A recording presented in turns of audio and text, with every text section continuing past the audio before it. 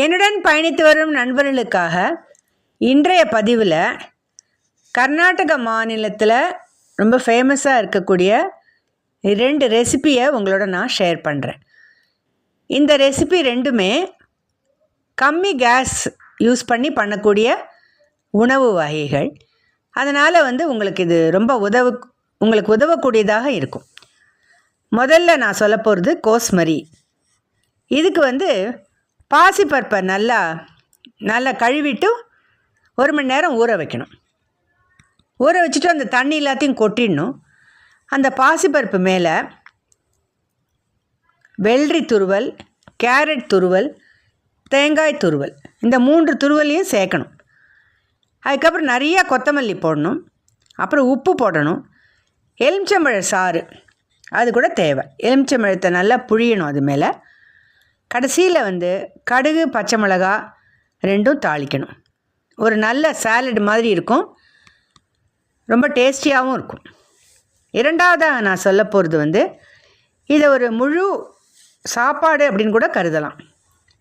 இது ஏகாதசி அந்த மாதிரி நாட்கள்லாம் அடிக்கடி கர்நாடக மாநிலத்தில் இருக்கிறவா சாப்பிடுவா. இதோட பேர் கொஜ்ஜு அவலக்கி அப்படின்னு பேர்.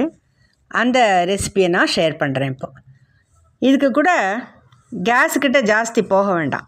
எல்லாமே வெளியிலே ரெடி பண்ணிடலாம். இதுக்கு 1 டம்ளர் அவுல் அளவு நான் சொல்கிறேன். அவுல் மீடியம் சைஸு. அதை சின்ன மிக்சியில் பல்ஸ் மோடில் போட்டு குருணை மாதிரி ரெடி பண்ணிக்கணும். ரொம்ப நாள் அரைக்கக்கூடாது, அது பொடியாயிடும். அதனால் அந்த பல்ஸ் மோடில் வைக்கும்போது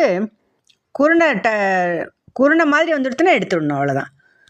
1 டம்ளர் அவுல் குருணைக்கு கிட்டத்தட்ட ஒரு 3/4 அளவு புளித்தண்ணி அளவு எடுத்துக்கலாம். அந்த புளித்தண்ணியில் இந்த அவுல் குருணையை போடணும். ஒரு வேளை புளித்தண்ணி கம்மியாக இருந்ததுன்னா இன்னும் கொஞ்சம் சேர்த்துக்கலாம். ரொம்ப கெட்டியாக இருந்தால் சாப்பிட முடியாது. அதனால தான் அந்த புளித்தண்ணியில் ஊற வைக்கும் போது உப்பு தேவையான அளவு போட்டு மிக்ஸ் பண்ணிக்கலாம். அதுக்கப்புறம் கொஞ்சமாக வெள்ளை பவுடர் அதில் போட்டுடலாம். அதுக்கப்புறம் கேஸ் அடுப்பில் ஒரு வாணலி வச்சு எள்ளு, தனியா, உளுத்தம்பருப்பு, சிவப்பு மிளகா, ஜீரகம் இதெல்லாம் ஒவ்வொரு ஸ்பூன் வறுத்து பொடிச்சு வச்சுக்கலாம். இந்த பொடி நிறையா இருந்தால் கூட உங்களுக்கு பின்னால் குடமிளகா கறி, கத்திரிக்காய் கறி, கோவக்காய் கறி இதுக்கெல்லாம் யூஸ் பண்ணலாம். இந்த கலவைக்கு எவ்வளோ வேணுமோ உங்களுக்கு தேவைக்கேற்ப அந்த அவுல் மேலே அதை போட்டுடலாம். இந்த புளித்தண்ணியில் ஊறக்கூடிய இந்த அவுல் 1/2 மணி நாளைக்கு அப்புறம் பார்த்தோன்னா அது ஒரு மாதிரி வெந்த மாதிரியே இருக்கும். அது அடுப்புக்கிட்ட போகாமே அது சாப்பிடக்கூடிய பதத்துக்கு வந்துடும். இப்போ நிலக்கடலையை வறுக்கணும். நிலக்கடலையை வறுத்துட்டு தோலிலாம் எடுத்துட்டு தோலியை நீக்கிட்டு அந்த கடலையை அது மேலே போடணும். கடைசியாக தாளிக்கணும். தாளிக்கும்போது நிறைய கருவேப்பிலை, தேவைக்கேற்ப கடுகு, கொஞ்சமாக பெருங்காயம், அவ்வளோதான். இதை தாளித்த உடனே இந்த டிஷ் ரெடி. மேலேருந்து அடி வரைக்கும் நல்லா கலரிட்டு இது நீங்கள் சாப்பிட ஆரம்பிக்கலாம்.